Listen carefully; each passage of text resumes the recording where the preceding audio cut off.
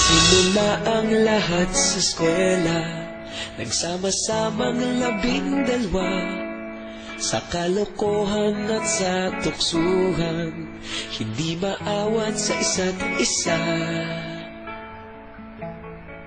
Madalas ang standby sa cafeteria, isang barkada na kaisaya, laging may hawak-hawak na gitara, konting udyok lamang kakanta na.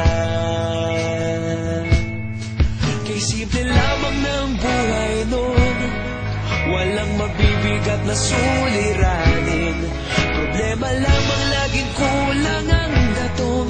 Sana napunta ang panahon? Sana nga ba? Sana nga ba? Sana napunta ang panahon? Sana nga ba? Sana nga ba?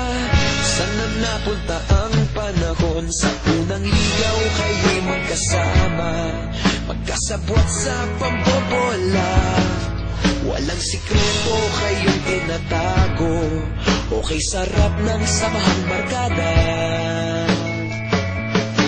Nagkawatakan na sa kolehiyo, kanya-kanya na ang lakaran, kahit minsanan na lang kung magkita, pagkakaibigay hindi nawala. At kung saan na napadpad ang ilan, sa dating eskwela meron din naiwan, meron pa ng mga ilang nawala na lang, nakakamiss ang dating samahan. Sana nga ba? Sana nga ba? Sana nga bang barkada ngayon? Sana nga ba? Sana nga ba? Sana nga bang barkada ngayon?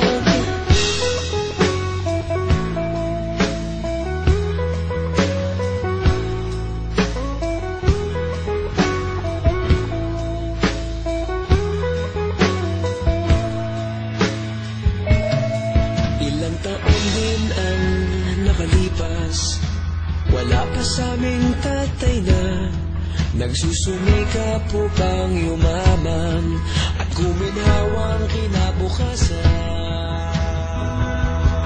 Paminsan-minsan kami nagkikita, mga naiwan at natira, at gaya nung araw namin sa eskwela, pag magkasama'y nagwawala.